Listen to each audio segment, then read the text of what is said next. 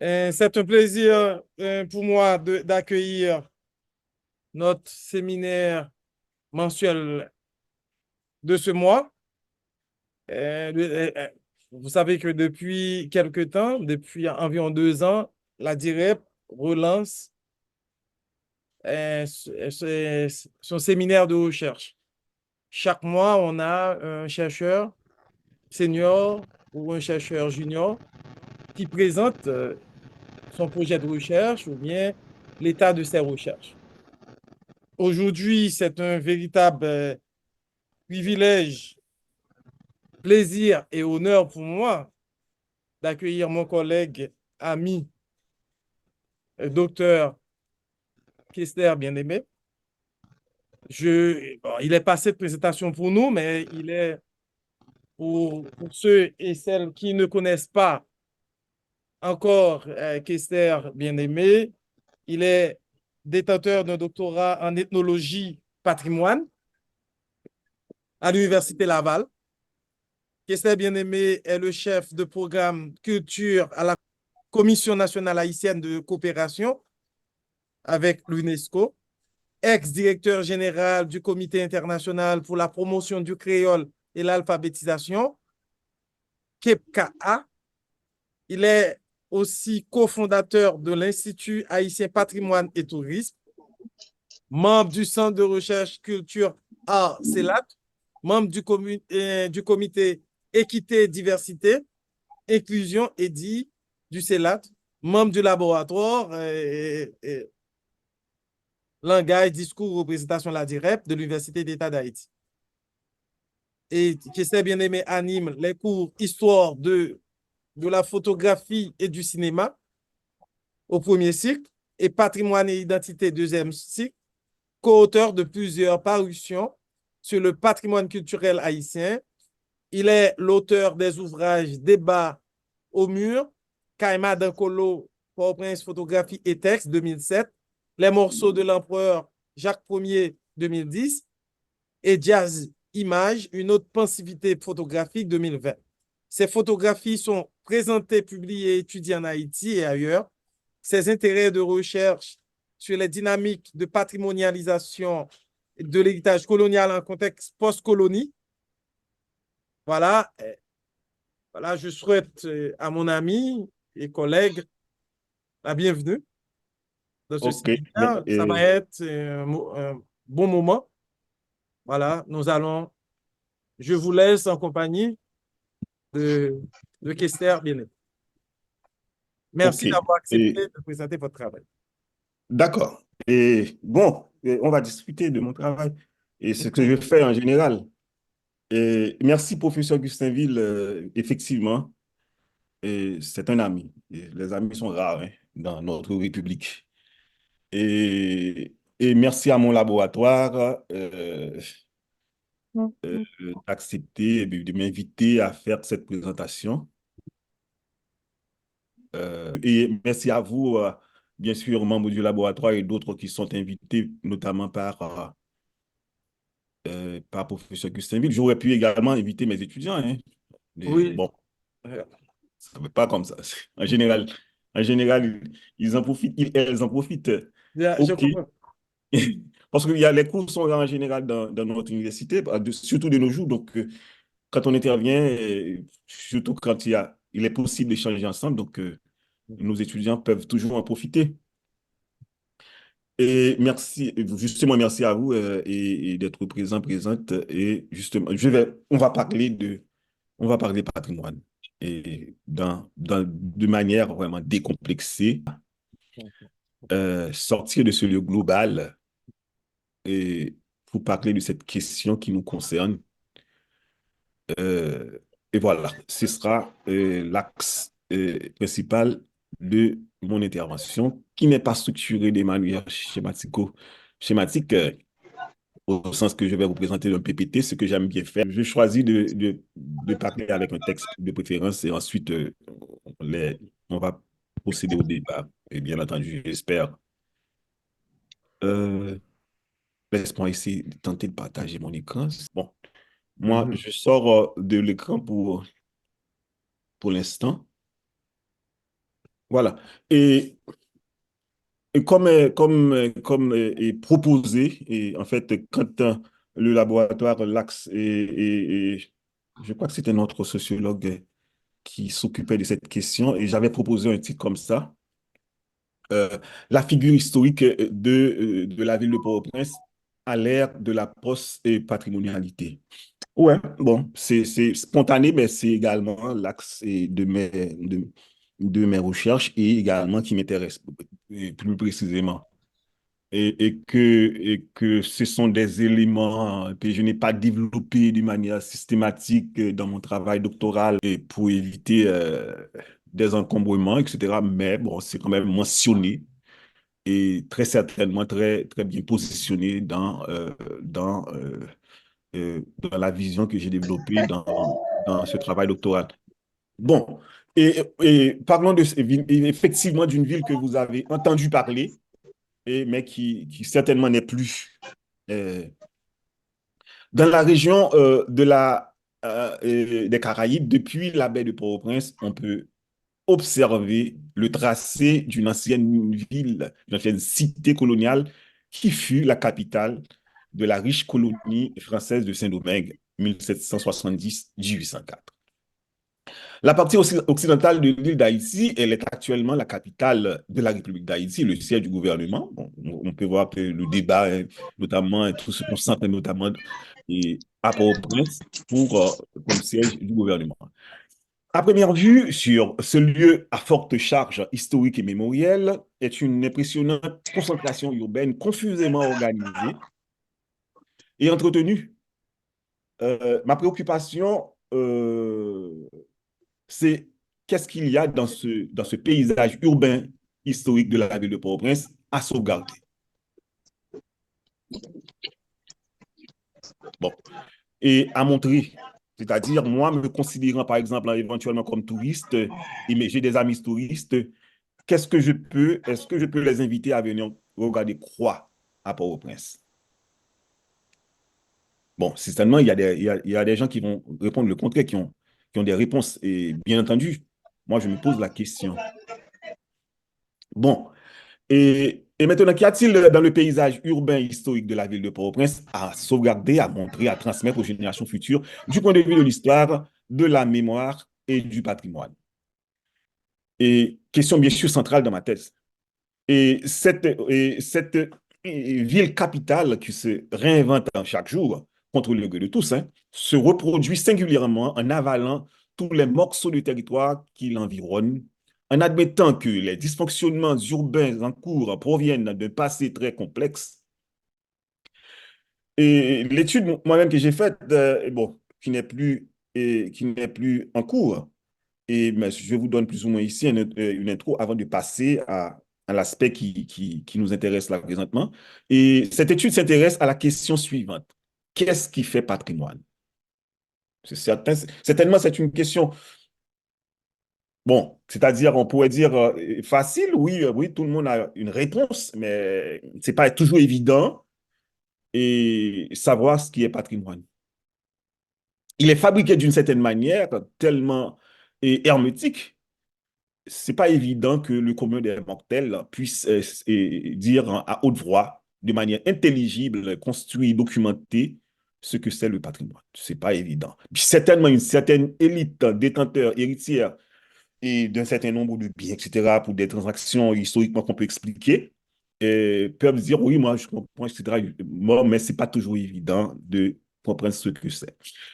Et que ce soit pour les classes privilégiées ou les masses urbaines de Port-au-Prince, par exemple, c'est ça qui m'intéresse, c'est-à-dire entre ces deux groupes-là, désolé pour cette dichotomie ou cette binarité, entre ces deux groupes-là qui occupent qui peuplent la ville de Port-au-Prince, c'est quoi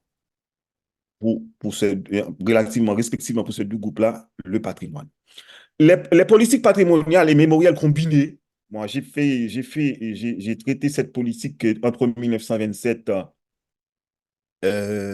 jusqu'à 2012 pour tenter de voir et le fil conducteur, comment les politiques patrimoniales, à qui s'adresse cette politique, ce qu'on entend par exemple le patrimoine désigné ou le patrimoine social ou patrimoine institutionnel et comment les tensions qui existent entre ces deux types d'appropriation, entre le patrimoine social, le patrimoine ethnologique et le patrimoine désigné par l'État ou le patrimoine désigné par ces élites dominantes et culturelles de la ville de Port-au-Prince. Et s'ajoute au mode d'appropriation conflictuelle, je prends ici sur moi cette question d'appropriation conflictuelle avec cette notion, je tente quand même de comprendre ce qui se passe à Port-au-Prince. Et bien entendu, ces jours-ci, ça se révèle, tout le monde est au courant, mais au moment où je travaillais cette question, ce n'était pas à ce niveau-là, parce que j'ai fait mon terrain en 2019 et d'une part, et 2019-2020, mais pour des raisons ou pour une autre, en tant que photographe, je me suis mis à travailler sur cette ville depuis 2006. C'est comme ça, j'arrive à produire une exposition qui s'appelle Port-au-Prince Fou, actuellement enragé, et d'autre part, exposée à Boston et ailleurs, et à Port-au-Prince. Le magistrat de Port-au-Prince m'avait demandé de lui proposer une exposition au cours de l'anniversaire de Port-au-Prince en 2007, mais bon, qu'est-ce qu'il voulait? Et je lui ai proposé Port-au-Prince fou. Il m'a dit non, en tant que magistrat, c'est compliqué d'accepter que ma ville soit déclarée folle. Proposez-moi un autre titre. Et finalement, je lui ai proposé Kaima Dankolo et photographie et texte avec un certain nombre d'écrivains que vous connaissez, que j'en passe, les plus cotés que vous connaissez, bien entendu, qui travaillent, bien sûr, qui proposent des textes sur la ville de Port-au-Prince. Et maintenant, appropriation conflictuelle, depuis dans mon travail de photographie, déjà, en 2006, 2007, exposé et j'ai voyagé avec. Cette appropriation conflictuelle, je l'ai remarqué. Des espaces publics offrent une belle perspective à l'ethnologue historique que je me réclame aujourd'hui et de cet espace social vécu. Sans pouvoir mobiliser avec exhaustivité le passé de cette ville, cette thèse examine le fondement narratif de sa mémoire patrimoniale. Encore un concept clé de mon travail. Ce qui discrimine, ce qui est patrimoine et ce qui ne l'est pas. Dans mon travail de terrain, avec beaucoup de douleur, certains de ces élites-là me confirment que le peuple est incapable de produire du patrimoine parce qu'ils sont des noms urbains. Ce qui discrimine ce qui est patrimoine de ce qui ne l'est pas. Par un examen de la circulation des notions de patrimoine et de la mémoire entre des fractions sociales urbaines de Port-au-Prince, cette recherche invite à réfléchir aux difficultés du processus de patrimonialisation dans cet espace difficile. Je ne suis pas du tout optimiste en ce sens. Peut-être tout investir mon terrain.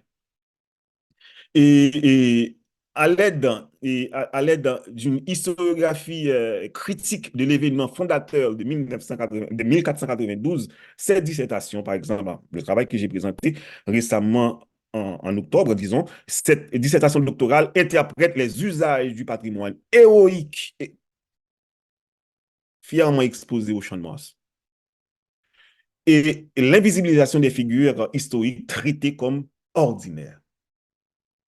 Si on prend ça de manière figurée, justement, il y a des gens dans la ville de Port-au-Prince qu'on considère comme ordinaires, alors que d'autres sont justement emblématiques. Il n'y a qu'à voir à travers la mémoire exposée, la mémoire historique que j'appelle moi-même, dans mon cadre de mon travail, plutôt nationaliste canonique. Et ce travail déploie son argumentaire à partir des dispositifs du mythe fondateur de la nouvelle nation. Son argumentaire à partir des dispositifs du mythe fondateur de la nouvelle nation. Les points qu'il soulève et ENT interrogent les modes d'appropriation en cours de l'héritage colonial et post-colonial, les limites de ces représentations de l'histoire pour faire un commun partagé. Ils sont discutés. Je vous invite de toute façon, je l'ai partagé déjà à la direct. On peut tout simplement aller et puis, bon, y voir, discuter, etc. À l'épreuve d'une ville inventée en 1749, par la modernité coloniale, mais qui poursuit cette expérience et par la colonialité de son territoire. Bien sûr, colonialité du territoire, et j'ai pris, par exemple, colonialité du pouvoir de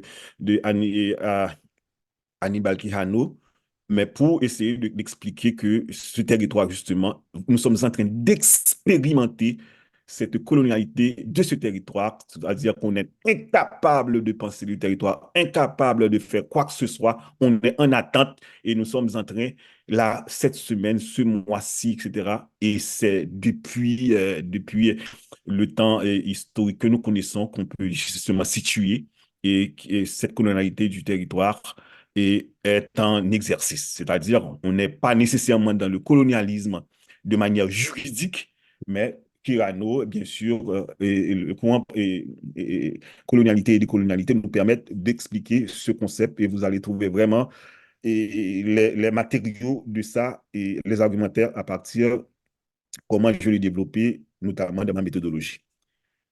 Parlons patrimoine de manière décomplexée, comme je l'ai annoncé. Hein. Ouais. Parlons ça de manière non dogmatique. Depuis 2 décennies déjà, la littérature critiquant l'intérêt porté à l'élargissement à l'élargissement du patrimoine jusqu'au tout patrimonial est très abondante. Elle rassemble les réserves exprimée par les spécialistes du patrimoine face à l'extension de celui-ci jusqu'aux critiques de certains sociologues vis-à-vis des pratiques actuelles de patrimoine sur cette question, voire d'Aval. En 2003, Léniaux et Françoise et Chouaï et Laurental, Jeudi, etc. Les griefs qu'ils ont exposés, finalement, qu'ils ont évoqués, la plupart du temps, est le caractère passéiste et nostalgique de cet intérêt. Cet élargissement de la notion de patrimoine et résistance observée à la connaissance du patrimoine social que j'ai évoqué tout à l'heure versus le patrimoine institutionnel, c'est-à-dire, vous remarquez bien, après le 12 janvier, ce que fait l'État en tant que projet culturel, projet politique, s'intéresse, bien entendu, à reconstruire notamment les bâtiments publics. Pour l'instant, rien d'autre n'a été fait si je ne m'abuse. Hein. Et donc, produit et examiné par les masses urbaines de Port-au-Prince m'interpelle à réfléchir sur ce que je tente de nommer valeurs sociales, culturelles, désignées par les élites dirigeantes et culturelles. Sur le plan visuel, il n'est pas à démontrer que la patine de la ville de Port-au-Prince, cette ancienne capitale coloniale d'une possession française dans les Caraïbes, est diluée dans les vagues et mutations sociales des siècles derniers, pour considérer, c'est-à-dire les 200 ans. Ben, on aurait pu, bien entendu, c'est-à-dire en tant que ville coloniale, qu'est-ce qui nous dit cette ville, effectivement, de manière visuelle, que cette ville a connu et le colonialisme? Pas évident. Pas évident, et on peut faire l'exercice après. Et après tout ce temps, la conception muséale, par exemple, Béguin, cette conception muséale de figer la ville, par exemple, n'est pas de mise. Ça ne tient pas. Et de ces dirigeantes culturelles concernant l'héritage colonial et postcolonial fait face à des formes de désymbolisation. Je vous invite à voir les travaux de Doris Mont, professeur, dans cette question de désymbolisation auquel concept j'ajoute ici irréversible. C'est-à-dire que la manière dont les élites ont vécu leur patrimoine, c'est-à-dire leur mémoire patrimoniale, cette désymbolisation est irréversible. Leurs conséquences mettent à mal le renouvellement du patrimoine urbain, concept bien sûr de François Choy, à la fois dans son sens institutionnel que social. Au cours de la deuxième, c'est-à-dire du côté, si on veut, entre guillemets, les gens du peuple, etc., qui sont en train d'accumuler des richesses là, ce dont ils vont accumuler, l'avenir de ça, c'est compliqué de toute façon. Est-ce qu'on peut patrimonialiser ça, effectivement? Au cours de la deuxième moitié du XXe siècle, si ce patrimoine faisait l'objet de certains consensus fragiles, Il est advenu que ce dernier, malgré sa dimension collective, n'arrive pas à dépasser le brutalisme, je prends ça de Membe, de la colonialité de ce territoire urbain de Port-au-Prince. Au constat que le noyau du centre-ville, du centre ancien de la ville de Port-au-Prince finit par se vider de sa chaîne humaine nantie, c'était une ville de Nancy, on a encore des traces, elles sont encore là. Et ceci, c'est pas pour seulement indépendance, c'est depuis, on peut faire cette tentative depuis la période coloniale où cette ville a été toujours interdite aux cultivateurs. Les édits sont là, bien sûr, ancrés dans l'historiographie, notamment de cette ville. Et la sociologie en critique du patrimoine fait un halt ici sur ce qui est advenu à la culture matérielle qu'elle a laissée dans la ville d'autrefois, c'est-à-dire la ville qui n'est plus.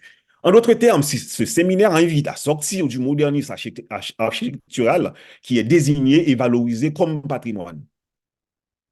Et que je suis désolé, dans le travail, je postule qu'il ne faut pas trop compter sur ça. De toute façon, ils sont en voie de disparition, c'est-à-dire ces bâtiments-là, et que ce soit à Paco et autres, etc., etc. Hier soir, j'ai entendu parler qu'on a mis le feu dans certains d'entre eux, mais la manière, les tensions, les controverses, les turbulences finalement historiques et actuelles de cette ville ne permettent pas de conserver quoi que ce soit en termes d'héritage.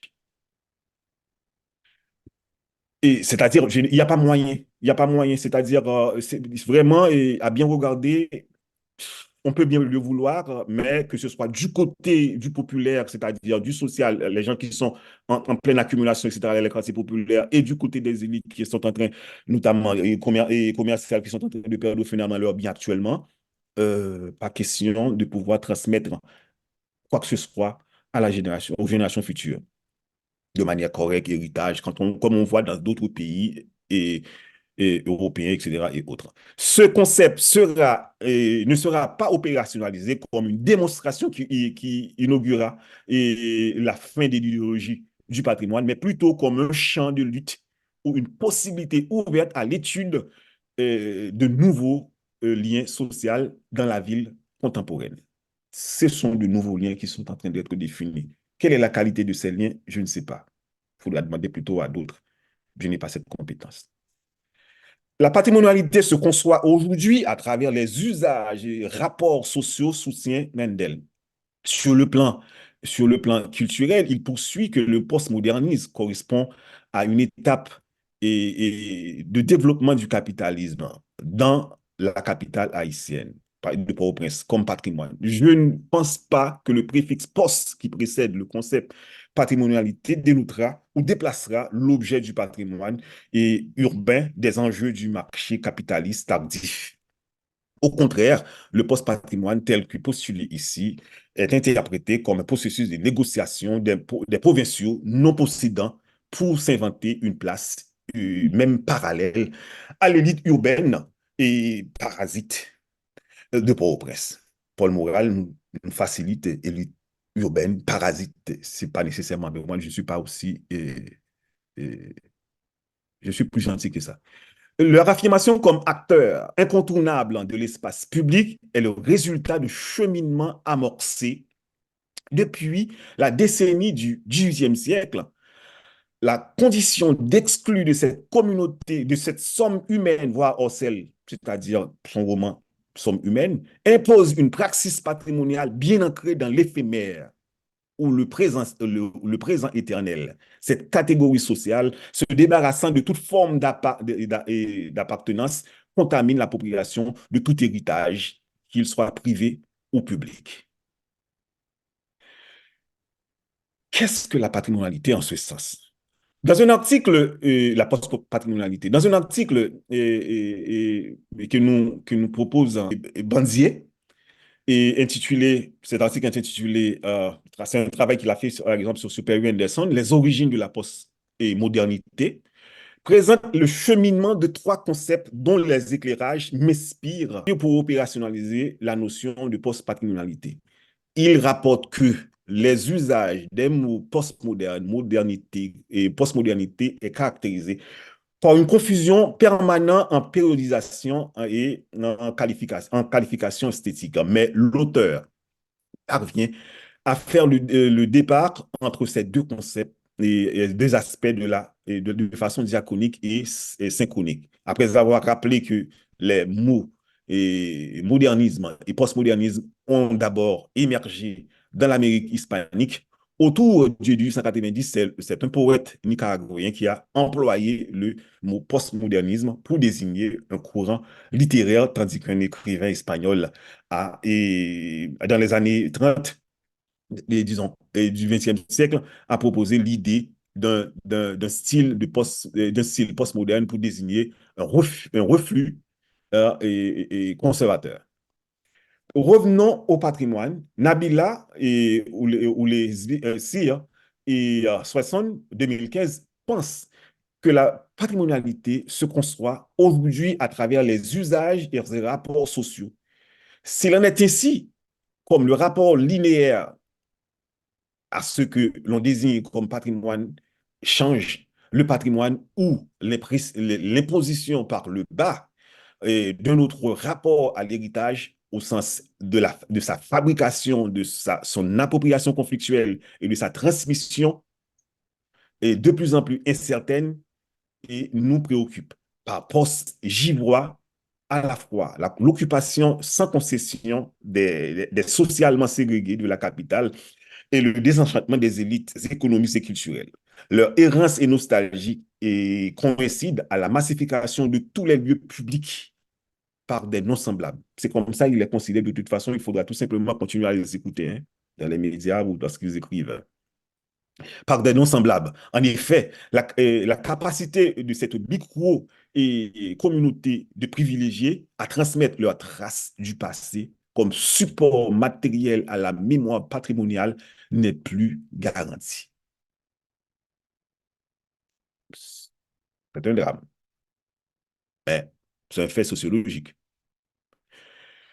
Car depuis la fin de l'ordre du Valierisme, 1957-1986, les Lavalassiens de 1990, etc., pour les Lavalassiens 1990-2010, incluant celui qui est en cours, pour ne pas citer finalement son nom, les héritiers des lieux de mémoire valorisés, parce qu'il y a également des lieux de mémoire non valorisés, au sens que quand un bulldozer décide en 2014 de rompre finalement, de casser la ligne de bâtiments qui portent telle la mémoire des gens moins aisés, moins nantis à la rue de la Réunion. Il n'y a pas de débat. Hein, tout est justifié pour les déloger. Donc, ce sont des lieux de mémoire non valorisés et sont en difficulté politique et idéologique et organisationnelle pour maintenir au moins le sens symbolique de leur héritage culturel. C'est un constat. Ils sont en difficulté. Ils ne savent pas nécessairement à quel sein, finalement, s'adresser. Souvent brandie comme pièce justificative, cette mémoire patrimoniale et culturelle propre et propre, jalousement non mélangée. Quand il vous parle en général de Port-au-Prince et finalement d'antan, comme quoi de toute façon, cette mémoire n'est pas mélangée. C'est une mémoire bien sauvegardée. Je me souviens, etc., comment, etc. Voilà. Ce groupe social de privilégiés, mais décadent, et sont en incapacité de jouissance collective continue des biens et espaces qu'ils occupent. Ils ne sont pas nécessairement propriétaires, parce que dire être propriétaire, prétendre être propriétaire à Port-au-Prince, ce n'est pas évident d'un point de vue cadastral. Donc, ce sont des occupants. Et les observations urbaines sur un temps long que j'ai faites des modes d'appropriation du patrimoine urbain de Port-au-Prince 2006-2020 n'indiquent ni de consensus durable, ni de cohésion et sociale telle que postulée par la fabrique globale et locale du patrimoine. Nous connaissons bien cette fabrique globale, bien sûr enseignée à l'université, dans nos universités, pas à l'UEH, que finalement le patrimoine, justement, ça nous permet d'être ensemble, c'est-à-dire on se reconnaît, il est collectif, il est national. Hey, mais ce sont des mots là. Ouais, cette cohésion sociale, c'est pas évident. On est plutôt dans la croyance, dans l'ordre de la croyance, ou du mythique, si on veut. Mais c'est ce qui est enseigné, si vous voulez. Et ceci, ceci à peu près pour les mêmes raisons citées par Banzier en 2010, je constate cette transformation irréversible et de l'ordre social postcolonial. C'est ce qui expliquerait cette ère. Je constate aussi la démocratisation des technologies. Ça facilite ça, c'est-à-dire les gens des quartiers, etc., et des communautés, si vous voulez, plutôt souffrantes dans leur misère, et arrivent quand même à sortir de cette rationalité urbanistique pour se montrer aussi. Ils font des selfies, ils montrent finalement leur quartier, et actuellement, ils sont également connus. Et bien sûr, leur mode de vie est connu. Et si on veut chercher, on va les trouver. La modification des équilibres politiques au niveau national et mondial. Et bien sûr, parce qu'à partir de la Deuxième Guerre mondiale, c'est déséquilibre et les gens sortent finalement de leur confort linéaire et pour de bon, on se voit qu'il faut pour de bon être moins attaché à ce qui prétend être durable pour de bon. Alors que tenant compte qu'on dit que les gens du peuple n'ont pas la capacité de produire du patrimoine, donc ça veut dire qu'ils sont dans l'éphémère. Donc, remarquez ce déséquilibre politique, tenant compte qu'ils sont de plus en plus nombreux, notamment à Port-au-Prince, ce déséquilibre au niveau national, alimenté bien sûr dans le cadre mondial, et raison pour laquelle tout le discours global est porté sur le patrimoine que nous-mêmes nous adoptons ici, parce qu'il n'y a pas vraiment de grande réflexion sur ça, notamment en Haïti. Bon, on peut bien sûr nous parler de l'architecte, et OK, pas de problème. Mais bon, c'est pas des théories sur ça, c'est pas des réflexions, c'est plutôt c'est une praxis quand même. Mais c'est intéressant. C'est intéressant. Et donc, bien sûr, il est éventuellement le premier à avoir théorie et nous faire une démonstration de ce qu'on entend par patrimoine national. Vous trouverez ça dans le cadre de mon travail qui est censé en ligne. Massification urbaine par le poids du nombre. Le poids du nombre, je prends ça de notre géologue et Théodate. Oui, et que la ville est massifiée comme ça devient actuellement une bombe démographique. Et cette bombe-là, j'ai l'impression, est en train de s'agiter. Donc, raison pour laquelle tout le monde veut s'écarter un peu, tout le monde veut partir, tout le monde veut se jeter parce qu'il y a une bombe qui s'agite là. Cette bombe démographique avec finalement ses frustrations et tout, etc. Peu importe l'historicisme qu'on peut mettre en avant, l'indigénisme, l'estimisme, le duvaliérisme comme repère d'un passé récent de la ville de Port-au-Prince, devant le fait de cette bombe démographique opposant les élites urbaines et les masses urbaines de Port-au-Prince, j'estime que l'affirmation en cours du surnombre dans la capitale haïtienne met en déroute à la fois la narration des élites urbaines dominantes de Port-au-Prince sur son patrimoine désigné et sa mémoire urbaine non pluralisée. Ce phénomène me rappelle la thèse développée par une seconde, j'enlève aucun accent, et la thèse développée par Henri Lefebvre en 1968 dans l'ouvrage Le droit à la ville. Encore, permettez-moi de rappeler que cette ville a été toujours interdite et finalement aux non-nantis du lieu de l'État, hein, déjà, l'État colonial et l'État postcolonial. Ça veut dire qu'ils ont tout tenté, ce groupe social-là qui est défavorisé, etc., et dans le milieu paysan, et voyait cette ville comme un Eldorado. C'est là, de toute façon, objectivement et matériellement, c'est là que se trouvent et la plupart des biens, je crois. Et M. Théodate, dans un article, a fait l'inventaire des gens qui arrivent, qui débarquent ici à Port-au-Prince et chaque jour, hein. Bon, maintenant, et ce droit qu'il désigne par la manifestation d'une prise de conscience dans l'histoire des idées sur la perception de la ville comme enjeu. Il annonce, c'est-à-dire Henri Lefebvre, il annonce l'arrivée d'une nouvelle réalité. Et cette réalité, dans le cas qui nous concerne ici à Port-au-Prince, nous sommes en face de cette réalité. Ou du moins, nous sommes impliqués dans la fabrique de cette réalité. L'urbain, dans le cas de Port-au-Prince, c'est un urbain en difficulté. La fin de la ville industrielle, de son éclatement en périphérie banlieue, dans le cas de la ville de Port-au-Prince, donc ici, je pourrais dire que dans le cas, c'est-à-dire en bidonville, et d'autres disent autre chose, et en lieu sauvage, moi, je considère que c'est des lieux de vie et plutôt qu'il faudrait avoir. Et toutes les vies se valent. Et dans le cas de la ville de Port-au-Prince, le postulat de Lefebvre mérite de faire partie de nos interprétations de la montée des ainsi connus dans le territoire urbain de Port-au-Prince. Comment expliquer la désymbolisation, comme je vous dis encore, s'agissant de désymbolisation, je vous invite à lire les articles de professeur Dorismont. Et concrètement, je peux avancer qu'un temps nouveau social et politique prend place dans le paysage urbain de Port-au-Prince. Veut pas. Il redéfinit le patrimoine. Il redéfinit le patrimoine par le bas.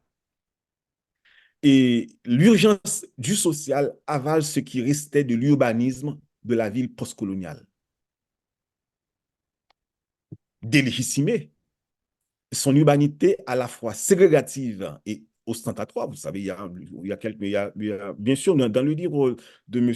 Bangounès, il a souffert, hein, vraiment, il a souffert de voir l'urbanité de Port-au-Prince, et pour de bon. Donc, même, en même temps, et ici, je pointe du doigt que dans son urbanité, l'urbanité de la ville de Port-au-Prince, c'est-à-dire le rapport à la ville, et un rapport ségrégué, ou ségrégatif.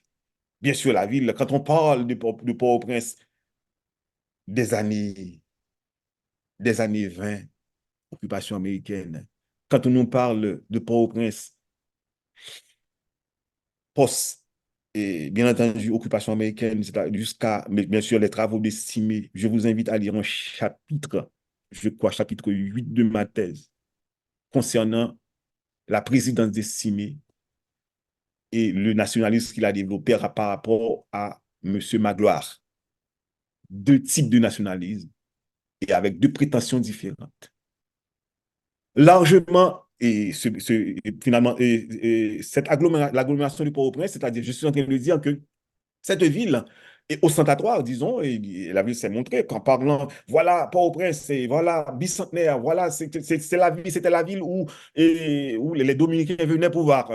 La ville, c'était une destination touristique. Mais c'est des clichés on nous affole avec ces clichés systématiquement, sans nécessairement regarder la politique qui a été mise en place, dans quelle mesure cette politique, je vous invite à relire, par exemple, et professeur et du Lucien, et que dans cette politique, en même temps exclusiviste, et qu'il n'y a pas eu vraiment de place pour aménager, pour l'aménagement du territoire, et où actuellement, qui est occupé depuis la fin des années 70-80, et notamment 2000, et jusqu'à 2000, et les mondes de l'hôpital.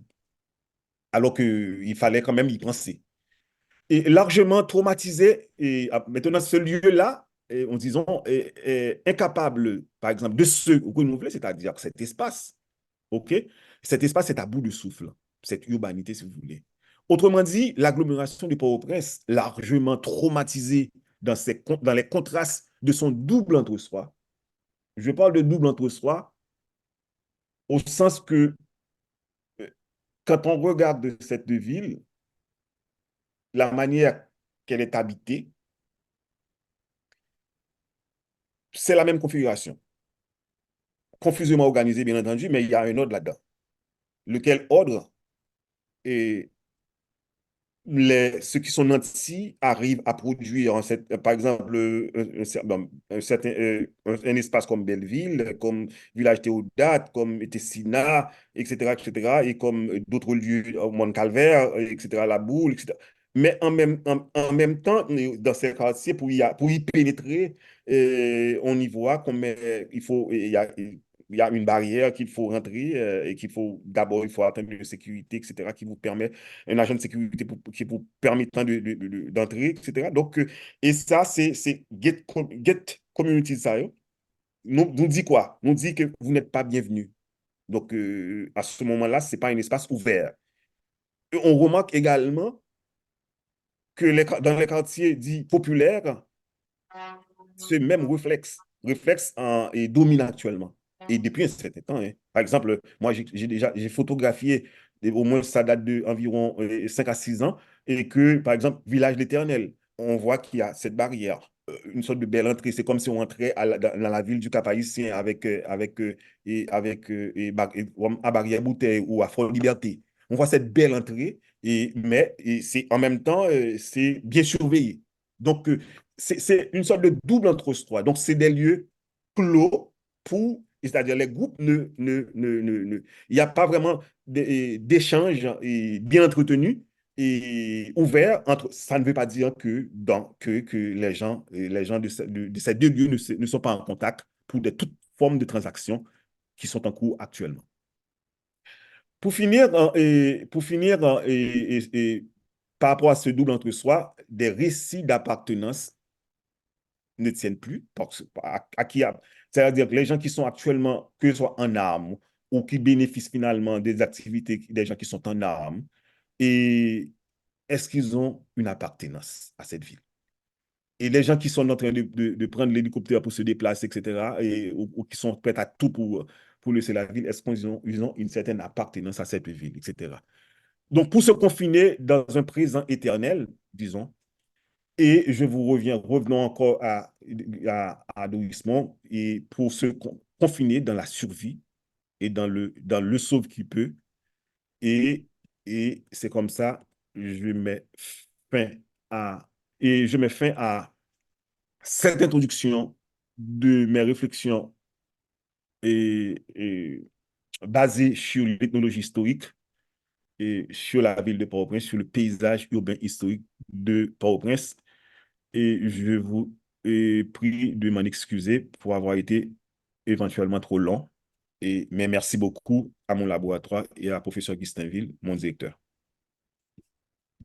Merci, merci, Kester, pour cette brillante présentation, très dense. Bon, je rappelle à ceux et celles qui, peut-être pour la première fois, participent à ce séminaire. Nous sommes dans un séminaire de recherche. Il ne s'agit pas d'une conférence. Donc là, où ce sont des questions assez pointues qu'on discute, où le chercheur présente l'état de ses travaux. Donc, c'est pour ça, vous allez voir, c'est assez jargonneux. Donc, on ouvre le débat. Ceux qui souhaitent poser des questions peuvent ouvrir leur micro. Et donc, pour lever la main, et puis, en attendant, je peux déjà, d'entre Dieu, poser une question à Kester. Donc, euh, sur la question, ton point de vue sur la question de l'héritage, je pourrais bien que euh, qu'on assiste à une nouvelle forme d'héritage, parce qu'on peut, vis-à-vis d'un héritage, on peut avoir au moins deux types d'attitudes. Soit on accepte l'héritage en partie ou, ou bien on l'accepte en totalité, c'est ça, deuxième possibilité, mais troisièmement, on peut refuser l'héritage. Si ce qui se passe à travers ce phénomène, euh, notre rapport à l'humanité et notre rapport à cette ville, si ça traduit, suivant vous, que comme étant, à partir de ce qu'on pourrait appeler l'éphémère, les différents groupes, on dirait, sont incapables on vient, les ayants droit, ouais, vous allez dire, les ainsi connus ont pris d'assaut la ville, si je comprends bien ton propos. Et à partir de cela, ça a donné naissance à une sorte de monstruosité on est en train de faire face. Et j'ai envie de te poser la question, que faire? Même si c'est une question politique, que faire par rapport à ce nouveau rapport, ce rapport à la ville qui est un rapport éphémère où tout brûle, tout peut être brûlé, il n'y a pas de symbole, on a l'impression qu'il n'y a pas de symbole. Donc, qu'est-ce qu'on peut espérer? Voilà. Qu'est-ce qui est possible d'espérer? C'est pas une question qui est bienvenue à un sociologue. C'est-à-dire, qu'est-ce qu'il peut proposer? Oui. C'est-à-dire, la société, quand même, dans son bon sens, a produit des gens qui peuvent proposer des choses. Et des choses mécaniquement ou pas, mais ils sont là pour proposer des choses, des plans. Et moi-même, j'ai visité quand même, dans le cadre, vous produisez quand même 428 pages et en police 10. Et sur ça, ça veut dire que j'ai quand même visité beaucoup de plans. Peut-être, c'est pas tout, mais beaucoup de plans. Donc, l'ensemble de ces plans, parce que ce qui se passe, on pense que le problème, la ville de Port-au-Prince aurait un problème de plan ou d'urbanisme ou d'autorité ou de l'État. Le discours dominant, quand on écoute ça, c'est fatigant, mais c'est ce qu'on pense. Alors, le problème est beaucoup plus anthropo, le problème est beaucoup plus historique. Il faudrait plutôt retourner dans l'histoire qui a produit cette bombe démographique, hein, qui produit cette bombe démographique.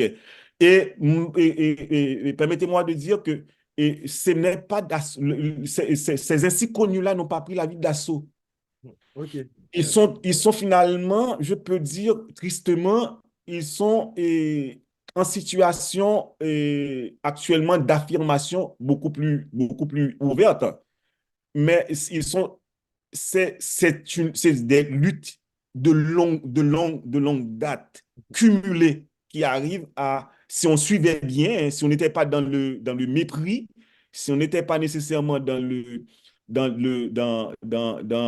déni, on devrait voir que finalement la ville de Port-au-Prince allait, c'est-à-dire ceux qui jouissaient tranquillement finalement dans cette rationalité urbanistique en nous disant que on veut avoir la Lirex Théâtre, etc. On a besoin de ça, il n'y a pas de cinéma dans la ville. Mais ils devraient voir que de toute façon, ce n'est pas durable.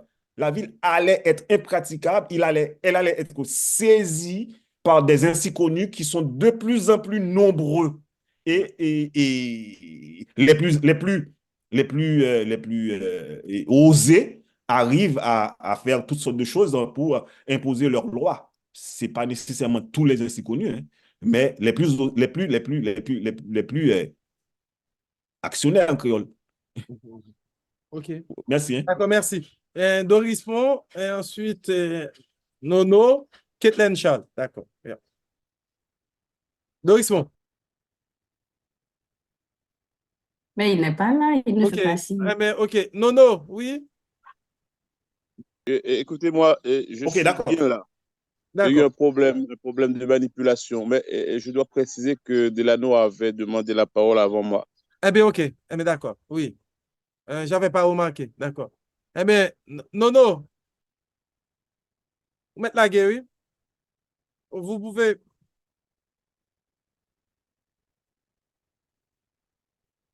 On dirait que, voilà, Bon, s'il n'est pas là, ben, c'est à moi de Et là, prendre ça la va là, hein? parole. OK, il est là, Est-ce que ça va? Il est là, d'accord. Ok, d'accord, d'accord. Alors, je me pose la question, comment peut-on parler de patrimonialité dans un endroit qui a perdu Alors, dans un Port-au-Prince qui a perdu toutes les caractéristiques d'une ville depuis la fin des années 30. Et c'est pour cette raison que Dumas s'est exprimé a fait un plan d'agrandissement de la ville de Port-au-Prince. Une ville qui était construite pour, je crois, 250 000 personnes, située entre Portail Saint-Joseph et Portail et Léogane, et puis maintenant avec d'autres caractéristiques, il a perdu, comment on dit ça, on est dans une situation de dislocation sociale. Alors moi, je me demande comment peut-on parler de patrimonialité. Merci, et mon frère Nono. Yes. Justement, je suis content que tu es avec nous quand même. Nous sommes deux Ok, passionnés de merci. cette question. Mais si vous me suivez bien, Yes. et aussi si vous m'avez suivi, et je ne suis pas optimiste par rapport, je ne fais pas louange d'une certaine patrimonialité de la ville de Port-au-Prince. Au contraire, je remets ça en question. Peut-être que ce n'est pas suffisamment fait. Ouais. Mais moi-même, je m'intéresse à l'histoire. Et raison pour laquelle je fais de l'ethnologie historique là. Et en ce sens, Yeah. pour vous dire que vous situez ça à partir des années 30, que comme quoi la ville de Port-au-Prince par rapport à ce qui nous reste, alors que monsieur Gaillard nous a quand même signalé ça, à partir de quelques infrastructures de la ville de Port-au-Prince mises en place dans la ville, et que le développement souhaité y était, et comme cas cela signifierait une certaine mixité sociale. Et c'est ce qui est trompant. Yes.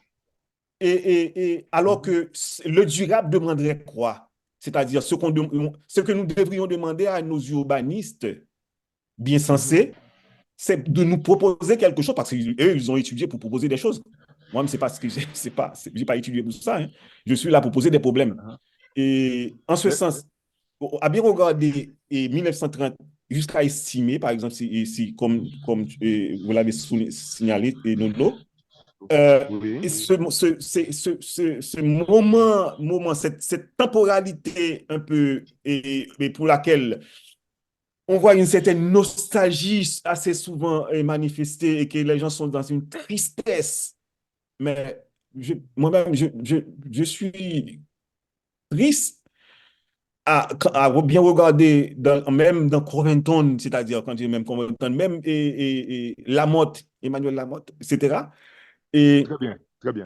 mais ils n'ont pas dit ça, c'est-à-dire ils ont dit vraiment c'est une ville, c'est-à-dire ce qu'on dit par rapport à cette ville, cet aspect qu'on montre et de manière au centre à Trois qui est une certaine façade du Port-au-Prince, mais il faut aller il faut tourner la tête pour aller dans les corridors, c'est-à-dire à côté même, dans ce même site.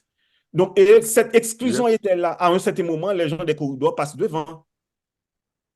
Il faut tout simplement admettre de faire cette critique et éventuellement, si vous auriez, c'est-à-dire pas vous et moi notamment, moi je suis plutôt dans la lecture des choses. Et ou du moins, c'est-à-dire une bonne partie de mon temps, c'est comme dirait François Latour, et je suis comme ça. Hein.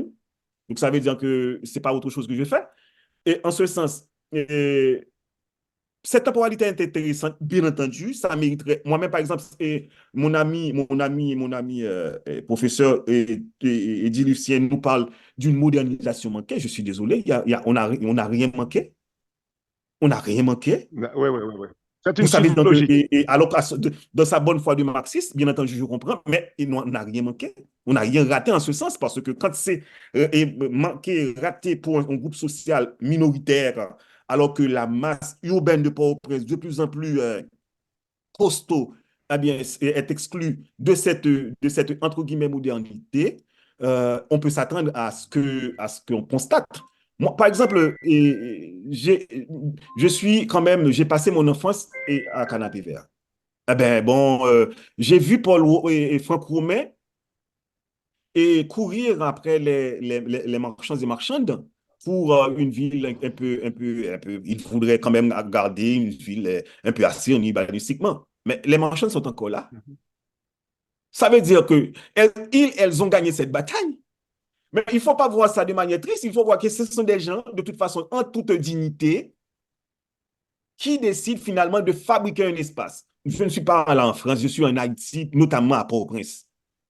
C'est-à-dire, quand on me prend comme des références des lieux qu'on a déjà visités, qu'on pense que ces lieux-là, finalement, est comparable à Port-au-Prince, non. On a un espace qui est produit, comme l'effet nous a montré, qui est produit, l'espace est produit socialement et culturellement par ce groupe-là. C'est-à-dire, et ce groupe-là est également, que ce soit les bourgeois, si vous voulez, les nantis, c'est le même réflexe.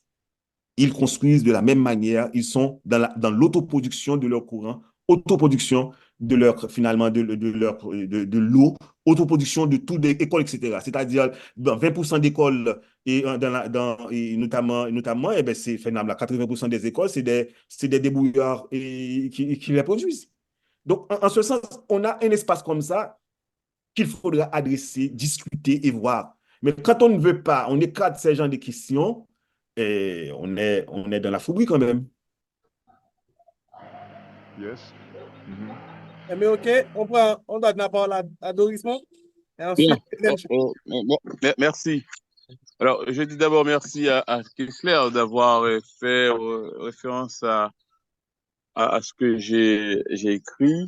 Bon, ça a été, c'est un honneur pour moi.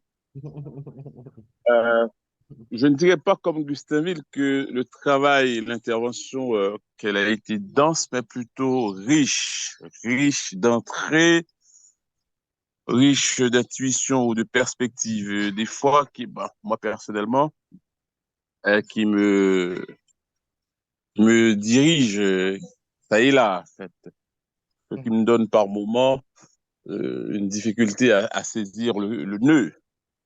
Est-ce que la question serait sur la patrimonialité, sur la postcolonialité ou sur ce que Kessler, tu as appelé avec Jean-Marie Théodate la bombe démographique et qui me gêne à certains égards et me porte déjà à faire cette question. Parce que je ne sais pas trop, je n'ai pas lu ce que Jean-Marie Théodate a écrit, mais je crois avoir entendu une fois Jean-Marie Théodate sur cette affaire de bombe démographique. Alors, ça n'a pas été son expression. Et je ne peux pas Surnombre, il parle reprendre. de surnombre. Voilà. Donc, il parle plutôt Je peux pas reprendre le l'expression poids du nombre, disons, le poids du qu'il nombre. avait utilisée à ce moment-là. Mais pour moi, ça a été plus Jean-Marie Théodate dans la perspective d'une nostalgie de ce Port-au-Prince envahi, entre guillemets, par les barbares et qui viennent défaire, on pourrait dire, les codes de civilité, en tout cas des codes d'urbanité de Port-au-Prince. Alors, ce que j'ai l'impression, c'est que c'est pas ce que tu veux dire précisément par surnombre, par bombe démographique. Bombe démographique, bien entendu, on pourrait dire, c'est ça, en fait, on l'observe et ça produit, en fait, une forme d'habité, ça produit des formes de patrimonialité, entre guillemets, pour utiliser ton terme à toi. Alors, l'impression que j'ai, c'est que il y aurait d'une part un souci de description, voir la chose telle qu'elle est. Voilà Port-au-Prince, comment elle est devenue. Voilà ce que ça a généré, on peut dire, comme affectivité, comme sentimentalité de la part de certains qui, jusqu'à un certain temps, pensaient que Port-au-Prince était leur domaine, en tout cas, leur espace propre. Et que brusquement, avec le temps, des gens sont venus de nulle part et y envahissent et défont, on pourrait dire, les règles d'urbanité de Port-au-Prince. Et quand tu fais référence à Jean-Marie, je me suis dit, est-ce que tu n'es pas plutôt dans la nostalgie? Deuxième élément que j'avancerais, c'est par rapport à la postcolonialité. Alors, la postcolonialité, je crois que c'est une pensée, c'est une théorie, en tout cas, c'est une construction intellectuelle, euh, bien sûr, qui peut correspondre à des vécus. Mais ce qu'on vit, ou bien ce que toi tu as observé à Port-au-Prince, ce que tu es en train de décrire, ou en tout cas sur lequel tu travailles, tu apportes certain sens. Est-ce une postcolonialité en termes de pensée ou quelque chose du genre, moi je ne l'appellerais pas postcolonialité vécue, quoi. Ouais. Mais c'est quoi au fond? Parce que la postcolonialité, c'est pas ce que les gens vivent, c'est ce qui est écrit de ce que ces gens vivent. Bon. Troisième élément de question pour finir, c'est à propos de... Alors, postcolonialité et cette modernité ou postmodernité telle que tu les emploies de manière globale à l'expérience haïtienne. Est-ce que ce serait pas mieux de laisser, en tout cas, ce que tu es en train de décrire se nommer au lieu d'aller chercher des étiquettes, à mon sens, qui ne correspondent pas qui ne correspondent pas tout à fait, qui ne disent pas tout à fait, en tout cas, l'originalité de ce que tu es en train de nous proposer. Pour finir, ça c'est la dernière question ou peut-être remarque. Devait-on parler de postcolonialité ou alors pas postcolonialité, de patrimonialité ou de patrimonialisation, sachant que, tu l'as dit implicitement, dans certains lieux à Port-au-Prince, ces lieux qui ont été envahis, disons-le de la sorte, il n'y aurait pas de récit de mémoire. Je ne suis pas certain, je pense qu'il y a des formes de patrimonialisation, des formes d'appropriation de ces lieux, et les gens, ils ont des rapports avec ces lieux-là, en armes ou pas, ils s'identifient bien à ces lieux-là. Quand on dit j'habite Martissan, mais ça a un sens. Moi, j'entends des gens qui racontent toute leur histoire à Martissan ou ailleurs. Moi, personnellement, j'ai eu une tranche d'histoire avec Martissan. Est-ce que c'est de la patrimonialité, sachant que la patrimonialité serait justement une sorte d'appropriation des lieux dans une fixité temporelle, historique, ou même de signification herméneutique, ou bien une dynamique où les gens qui viennent produisent du sens, des formes de rapports, les générations produisent des rapports propres en fonction de leur intérêt à ces espaces-là. Ce qui voudrait dire alors que nous sommes plutôt dans une dynamique, à mon sens, de patrimonialisation liée aux dynamiques socioculturelles, Oh, politiques, bien trop long. historiques et tout ça. Merci, professeur Dorismond. Bon, pour la dernière partie de la question, je suis en train de dire le contraire. C'est-à-dire, tenant compte que ce qu'on entend par patrimonialisation comme processus de fabrication du patrimoine, parce que ça se produit, hein, c'est-à-dire le produit du sens, comme tu viens de le dire. Donc, en ce sens, parce que parlant de fabrication, parlant on n'est pas quand même, et surtout vous, hein, et on n'est pas naïf. C'est-à-dire, quand on dit ouais, le fait de visiter la ville, etc., ou d'habiter l'espace, donc c'est une forme de patrimonialisation, ben, c'est-à-dire c'est un rapport bien sûr à l'espace, et ça, c'est quand même idyllique. C'est plus que ça. C'est plus que ça dans la mesure où il s'agit de sujets humains. Et les sujets humains ne sont pas les mêmes. Ils sont bien placés, ils sont mal placés également. Ça dépend. Ils ont des rapports, des liens qui sont dominants, d'autres dominés, d'autres dans l'interstice. Mais en même temps, ce n'est pas des lieux. Quand on parle et le fait, c'est-à-dire, ce sont plutôt une forme de patrimonialisation, c'est-à-dire processus de construction du patrimoine. Ouais.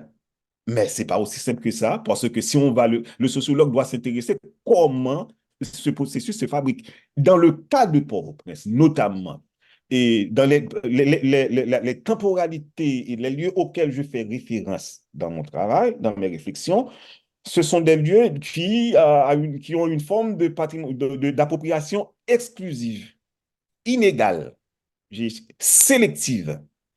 Et ce sont ces formes de sélection, ce sont ces formes d'exclusion et en termes d'appropriation, ce sont des formes d'appropriation que j'ai dit dans ma thèse inégales qui explique finalement le débordement et auquel nous sommes empêchés maintenant, incapables de barrer, pour reprendre un peu, pour dire comme les Québécois. Je ne sais pas si je peux placer juste un mot par Oui, pas de rapport à... problème, pas de problème, pas de problème. Alors, Allez-y. on ne dit pas, à mon sens, on ne dit pas de choses différentes. Peut-être que les perspectives ne sont pas les mêmes. D'accord. Effectivement, on pourrait le dire dans une perspective de sociologie globale, générale, qu'il y a des lieux différents de construction de patrimoine. Il y a des patrimoines qui sont plus officiels, qui sont politiquement plus visibles, plus légitimes, on pourrait dire ainsi. Mais il y aurait, selon moi, des patrimoines, comme dirait James Scott, des patrimoines subalternes ou souterrains, qui ne sont pas des patrimoines visibles, officiels, auxquels on donne droit de cité ou bien de visibilité, de publicité, mais qui sont là dans les rapports que les pauvres gens, entre guillemets, établissent eux-mêmes avec justement ces espaces d'exclusion. Ouais, oui, mais merci. Mais c'est justement, moi, je m'intéresse et plus particulièrement à cet aspect dans les dynamiques de cette forme de patrimonialisation et notamment des lieux que nous identifions comme des lieux, que ce soit des lieux avec des lieux avec des objets témoins ou d'autres lieux avec, sans objets témoins. Et nous, quand le sociologue, pour de bon, s'intéresse à regarder de près et ces lieux patrimonialisés qu'on nous présente comme des lieux emblématiques, justement, de Port-au-Prince, et cette emblématisation est faite de manière exclusive. Et j'ai étudié le champ de Mars pour ça. Et j'ai étudié, par exemple, le bicentenaire, justement, pour démontrer et cette formulation que j'ai de ces deux lieux-là, de ces deux scènes et de ces deux scènes historiques au patrimonial. Donc, pour dire que je suis bien content, mais est-ce que j'utilise de toute façon, je fais recours à des concepts, bien entendu, que moi-même, j'essaie je tente quand même de les apprivoiser et d'expliquer le pourquoi je les utilise. De toute façon, je ne crée pas nécessairement des choses. Et parlant de patrimonialisation, de post-patrimonialisation, c'est-à-dire il y a un concept qui n'est pas nécessairement mon concept. Il y a des sachants, par exemple, d'Avalon, qui nous enseignent comment fabriquer un patrimoine et ça se fabrique. Et par exemple, on prend le compas direct qui est devant nous, qui est sous nos yeux l'action actuelle. On est en train de fabriquer ce patrimoine. Ça m'intéresse d'aller regarder qui fabrique ce patrimoine quand même. Et le nœud de la question est là. C'est-à-dire, de toute façon, je n'ai pas de métier, je suis sociologue, moi. Je m'intéresse finalement aux gens aux liens qu'ils entretiennent entre eux. Donc, qui fabrique ce type de patrimoine-là, qu'il soit, celui-là est immatériel, mais et pourquoi ce type de patrimoine-là dans un moment comme ça? Donc, il y a tellement de questions qu'on aurait pu, bien sûr, se poser. Donc, le processus patrimonial n'est pas innocent. Il est fabriqué par des groupes et bien sûr, comme avait dit Boris Augustin-Ville, et pour être transmis, bien sûr, à des générations, et lequel génération va le renouveler ou rejeter, c'est vrai, mais il faudrait nous intéresser le pourquoi tel type d'éléments, tel type de lieu, tel type de personnage, comme le cas du Champ de Mars, nous avons 4 militaires exposés, et pourquoi ce sont ces 4 militaires, par exemple, que j'ai analysés. Même si au nom de la révolution haïtienne, on nous présente 4 finalement militaires au Champ de Mars de manière très prépondérante, même s'ils sont en difficulté disons, d'entretien depuis un certain temps. Mais quand même, la révolution haïtienne est exposée, si vous voulez, figurée, spatialisée au Champ de Mars à travers 4 hommes, si vous voulez. Bon, en gros, pour dire que vous et moi, nous sommes bien conscients, finalement, nous sommes dans un lieu où on peut discuter des choses, des concepts et des perspectives. On ne va pas prendre ce qui est écrit dans les livres comme l'argent comptant et regarder pour de bon et que ce qu'on nous donne comme élément pour fabriquer, pour transmettre de génération en génération, c'est-à-dire, et si on ne fait pas attention, on est en train de reproduire des choses qui sont désagréables et auxquelles finalement les générations à venir auront à confronter. Voilà, ce sont mes préoccupations. Merci beaucoup, professeur Gustave et Dorisman. Pour la postcolonialité, plutôt pour la colonialité du territoire, vous utilisez comme moi et Hannibal Quijano et que cette colonialité de l'espace du pouvoir, et je prends tout simplement, et je regarde ça en termes de territoire, comment le territoire en tant que produit, dans un premier temps, le Port-au-Prince était produit par les Français et à partir de 1749, et en tant que produit postcolonial après, et ce territoire en tant que ce produit-là, et comment et les usagers de ce produit sont en difficulté de décider de quoi que ce soit. Et ce sont mes préoccupations. Et donc, on n'est pas dans nécessairement du néocolonialisme, je ne répète pas ça dans mon travail, je regarde ça plutôt comme continuité finalement sous une forme disons, pas latente, mais un peu plus soft de la colonisation et que, comme l'a expliqué plein de sachants et de ce paradigme qui est censé colonialité et décolonialité. Merci, professeur et Dorisman. Kathleen, D'accord. oui. Bonsoir à tous et à toutes. Merci à la DIREP de nous avoir associés à cette activité que je trouve vraiment pertinente et intéressante. Donc, j'ai participé à la soutenance de la thèse. Donc, j'ai eu en quelque sorte les éléments les plus importants, peut-être les plus expressifs de la thèse, mais ça m'a donné l'opportunité aujourd'hui de comprendre mieux. Mais avant, j'avais des préoccupations après la présentation, mais après l'intervention du professeur Dorisman, je me demande encore, est-ce que ça vaut la peine de poser mes questions? Parce que justement, je voulais interroger docteur Bien-Aimé à propos de l'articulation entre ces différents concepts qui, à mon sens, parfois je me suis perdue.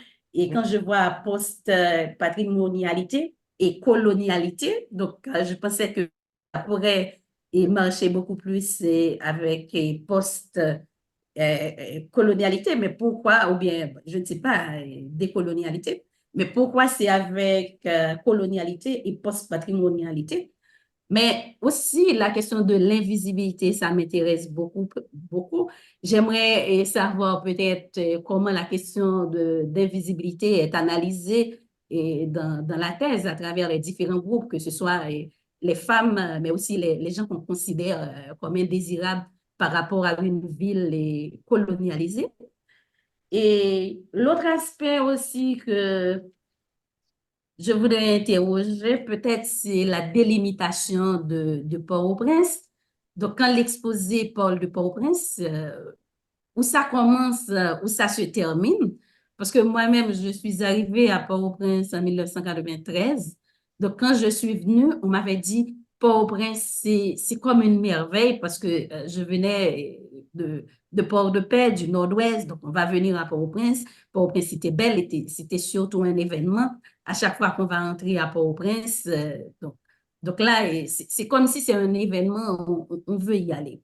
Mais dès que je suis arrivée à Port-au-Prince, je n'ai pas ressenti cette forme d'interdit, là, cette forme d'exclusion de manière générale. Mais comme docteur Dorisman l'avait dit, peut-être chacun avait ses modes d'appropriation de la ville. Parce que là, je me réfère toujours à Croix-Bossal et aussi Bois-Cathédrale, parce que là, ces lieux-là étaient considérés comme des lieux du peuple, dans la mesure où, quand vous allez à l'école, mais vous n'avez pas d'argent d'acheter des ouvrages neufs, vous allez Bois-Cathédrale ou bien Croix-Bossal pour acheter à bon marché, pour trouver des choses beaucoup plus faciles. Donc là, c'était une forme d'appropriation. Peut-être, je suis d'accord avec la répartition inégale de ce patrimoine, mais parler encore de l'exclusion totale, peut-être à un moment, est-ce que ça n'a pas évolué? Donc, si on reste à parler jusqu'au moment où on parle de dépatrimonialisation de l'interdit, est-ce qu'on n'a pas laissé de côté peut-être, on n'a pas laissé dans l'invisible quelque part des personnes aussi qui utilisaient, qui s'appropriaient de certaines parties de ce patrimoine à un sens ou à un autre sens. Et puis, d'autres préoccupations que j'avais. Bon, je crois que les autres questions ont été déjà débattues. Donc, merci. Ouais, mais merci. Je vais tenter quand même parce que vraiment, résumé, et j'ai pas une mémoire aussi dense que toi pour et m'en souvenir. Mais, pardon. Et sur la question de l'invisibilisation. Effectivement, j'ai planté et cette notion, elle est bien plantée dans le travail où je fais une forme de figuration de ce que, c'est-à-dire, il y a des figures qui sont des figures qu'on dresse, qu'on présente comme des figures emblématiques, des figures historiques, bien entendu, comme emblématiques de la Révolution haïtienne. Et ce sont ces figures emblématiques et qu'on nous présente comme le résumé des personnages de cette révolution. Et ces figures sont bel et bien exposées, par exemple, au Champ de Mars. Et dans le choix du nationalisme canonique d'estimer, ce n'est pas le cas. Mais comme monsieur Magloire était un militaire, et dans la patrimonialisation qu'il nous a présenté, qu'il a construit, qu'il a fabriqué, il présente plutôt, il érige plutôt, et il gratifie, il s'arrange, et bien entendu, pour et placer ces personnages-là. Donc, en gros, je crois que la question à la visibilisation, de l'invisibilisation, les femmes, certainement, ce n'est pas moi qui vais le redire.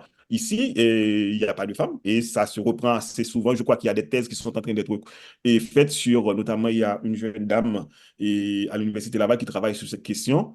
Mais bon, visiblement, on peut dire où sont passées les femmes au Champ de Mars. Mais il n'y a pas que les femmes, hein. Oui, c'est Luciana qui Il n'y a pas travaille. que des femmes, parce qu'il n'y a pas de blancs non plus. Et ça va vous étonner quand même. Et en tant que ville de blanc, Port-au-Prince, quand même, c'est une ville de blanc. Dans la mesure où vous mais qu'est-ce qu'il raconte comme ça? Mais oui, mais bien sûr, c'est une ville de blanc. C'est une ville mise en place, érigée, fabriquée, ordonnée et par des blancs. Mais même si c'est un espace qui a une mémoire que je réclame, qui est une mémoire qui devrait être pluralisée. C'est-à-dire, on avait réclamé également des esclavisés et des contingents d'esclavisés pour travailler, pour faire les routes. Donc, ça veut dire que cet espace, la manière qu'elle est patrimonialisée que ce soit avec Magloire, que ce soit avec Estimé, que ce soit avec et bien avant, n'a pas mis vraiment de valeur sur finalement, ce qu'on traite. Ils les ont traités plutôt comme des ordinaires dans l'histoire. Et ces ordinaires-là, comme quoi ils n'ont pas de descendants. Et qu'à un certain moment, leurs descendants peuvent toujours réclamer finalement leur héritage, ou du moins leur part dans la ville, ou leur reconnaissance, leur représentation plutôt dans la ville. Et c'est juste, je regarde depuis dans la problématique du travail, où je pointe du doigt cette forme d'invisibilisation et bien ancrée dans l'histoire, comment on résume, on synthétise, on caricature l'histoire d'Haïti et à travers, bien sûr, la scène du Champ de Mars, qui est visiblement où ces quatre hommes, précisément, est bien ancrés et que d'autres figures n'y sont pas. On avait placé une figure, par exemple, la figure des premiers Haïtiens. Et ce que j'appelle les premiers Haïtiens, c'est même pas de mon concept, c'est depuis Madjou l'avait dit comme ça. Et que j'insiste que ce sont des premiers Haïtiens, même si les Dominicains ne sont pas d'accord avec moi. Je peux vous rappeler que je fais mon terrain également en République dominicaine, notamment sur la scène comparative au Champ de Mars, et qui est la place, la place coloniale. Et donc, mais en observant, comme tu viens de parler, Kathleen, de quoi des Beaux-Salles, mes chère madame, je peux vous dire, pour avoir fait également ce terrain-là en même temps, et c'est le même réflexe. Et c'est réflexe finalement que je prends le risque de dire, et dans ce travail, que si on a affaire à un nationalisme canonique, et pour reprendre Célus, et nationalisme héroïque, et puis également Biron l'a dit d'une certaine manière, Je peux vous dire que c'est le même réflexe. Et pour les Dominicains, c'est un nationalisme colonial. C'est-à-dire, ils reprennent les figures coloniales et les exposent, ce qui n'est pas le cas de notre côté. De notre côté, plutôt, nous sommes dans le triomphe, alors que dans le cas des Dominicains, ils ont repris littéralement, très clairement, les figures coloniales, et ce sont ces figures-là qu'ils exposent comme leurs ancêtres. Donc, et là, c'est certainement, ils ne seront pas d'accord quand je les appelle, quand j'appelle les premiers Haïtiens, et qu'il y avait une figure, disons, des premiers Haïtiens, ce qu'on appelle l'Indien d'Haïti. Bon, mais à bien remarquer, cette figure-là, il est en détention, je peux dire, au Bureau national d'ethnologie. C'est comme lieu de punition, si vous voulez. Parce qu'il a été, de toute façon, il y a toute une histoire, vous trouvez ça dans la thèse, comment l'histoire de cette pièce, comment il a été déboulonné, et avec des raisons, bien sûr, etc. Autant que, par exemple, le nègre marron, on a pris le soin d'éliminer, et bien sûr, la machette, mais également la plaque d'interprétation. Ça veut dire qu'il y a quand même beaucoup de tensions, ça c'est l'aspect mémoriel, la question d'invisibilisation de la mémoire ou des mémoires, et qui fait que l'appropriation la patrimonialisation qu'on en a faite de manière systématique est bien entendu une patrimonialisation, mais en même temps, on peut dire qu'elle est tellement inégale, elle est tellement sélective, les tensions qui le recèlent et qu'elle recèle nous complique la vie, et que on peut toujours regarder ça de près par rapport à ce qui se passe à Port-au-Prince. Comment, en quoi quelqu'un finalement dans tel quartier défavorisé se reconnaîtrait dans tel monument, etc., où il n'a pas l'impression que ce monument lui adresse quoi que ce soit. Parce que le patrimoine est fait pour qui? Est fabriqué pour qui? Est fabriqué pour des sujets humains. Et quand on fait et finalement ce monument, quand on l'érige de manière beaucoup plus inclusive, eh bien, et plurielle, eh bien, ce serait au bénéfice de la société si on veut parler de durabilité. Merci. Bon, je n'ai pas OK. trop répondu. En tout cas, merci. Je vois que Dorismond souhaite intervenir à nouveau. S'il n'y a pas d'autres intervenants, il n'y a pas d'autres mains levées. Dorismond, oui? Justement, c'est parce que je vois qu'il n'y a pas Bien. d'autres personnes qui s'intéressent À poser des questions. à poser des questions, quoi. Je voulais aller encore un peu sur cette affaire-là, telle que Kessler est en train euh, on pourrait dire, de l'expliciter. Alors, ce que ça m'inspire, justement, en fait, les dernières interventions de Kessler, c'est quand même revenir sur cette affaire de quelle mémoire nous fait. Alors, ici, nous, entre guillemets, je dirais haïtiens, sachant que, bon, c'est vraiment un nous très tendu, un nous très conflictuel. C'est qu'est-ce qui nous fait en termes de récit de mémoire. Et c'est pour, à me poser cette question, je reviens sur ce que j'ai dit tout à l'heure. Et si dans le cadre, dans le nationalisme colonial, ils ont repris finalement les figures coloniales, que ce soit Christophe Colomb et autres, etc., j'ai développé ça, hein, plein de littérature sur ça, avec des photos bien sûr à l'appui, des images à l'appui. Dans le cas haïtien, Kouadé Bossal, malgré tout, vous allez constater, c'est le même réflexe, c'est la même posture. Et Duvalier on pourrait dire que Duvalier nous a compensé avec Neg Mahon. Bon, non, ce n'est pas le cas. Dans les entretiens que j'ai eus, et assez intéressant d'ailleurs, m'explique autrement. Et analysant la figure, et pour avoir également produit le 36e numéro sur le Neg Mahon de l'ISPAN, c'est Rêve Culture à travers moi et Ronald Paul, nous avons produit ce numéro sur notre direction, et que nous étions en phase du discours d'appropriation exclusive encore, et des gens de certaines familles qui avaient conçu cette pièce, et par rapport au duvalierisme latent, etc., ou autre, qu'on met à côté alors que la pièce était une commande. Voilà la question des tensions mémorielles et turbulences mémorielles que porte ce monument, dont la survie est très compliquée au Champ de Mars, et on voit déjà autant de cicatrices sur ce monument, et qu'on ne peut pas nécessairement, de mon point de vue, et je l'ai écrit, qui n'est pas nécessairement une figure coloniale. De toute façon, il est inconnu, alors que la plupart de nos marrons, quand même, l'historiographie haïtienne nous permet de citer quelques noms. On aurait pu nous proposer quand même un monument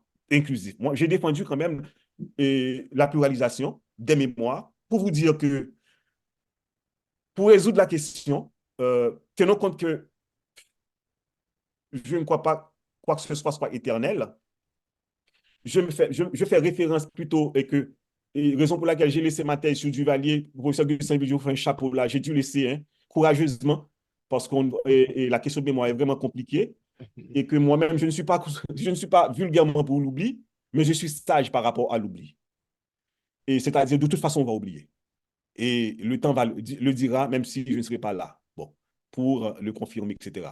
Cela dit, nous avons tellement déjà oublié des choses. Hein. Vous rappelez déjà que Port-au-Prince est érigé finalement sur les lieux, sur l'espace du paysage autochtone. Ben, on n'en parle plus, mais on l'a oublié. Royalement, hein. On nous parle plutôt de l'héritage postcolonial qui est des années 20, 40, etc. Et, écoutez, on parle... Tu vas m'excuser, Kessler. Effectivement, au début, tu as dit que Port-au-Prince n'est plus. Mais c'est un autre Port-au-Prince qu'on a. C'est une nouvelle couche qui est en train de se mettre en place. Eh bien, sur cette couche, professeur de Rismond, je parle de palimpseste. Et je fais une figure. Je fais une figure, je propose une figure, hein, une figuration de ça, je vous fais grâce de ça, mais bon, allez au chapitre 2 de ma pédagogie. Je peux dire quelque chose? Je propose les mémoires fondatrices et je fais une définition, je propose une définition de ce que j'entends par mémoire fondatrice de la ville de Port-au-Prince, de l'espace, et que ce sont des couches superposées et que des groupes à chaque fois proposent ou mobilisent une partie ou un élément dépendamment de ses intérêts, de son appartenance, etc., etc. Donc, je vais faire plutôt référence aux mémoires fondatrices pour m'écarter des conflits de mémoire que suppose, qui sont manifestes dans l'espace urbain de la ville de Port-au-Prince. Je peux dire quelque chose, Kester? Oui, professeur. Par rapport, je pense que ce qui rend la question mémorielle assez complexe, c'est parce que ce qui mobilise une certaine mémoire dans le présent, c'est parce que c'est la question d'identité, la question d'héritage, ils répondent à des formes d'assignation ou refusent certaines formes d'assignation. C'est quelque chose qui est constitutif de la ville, je dirais.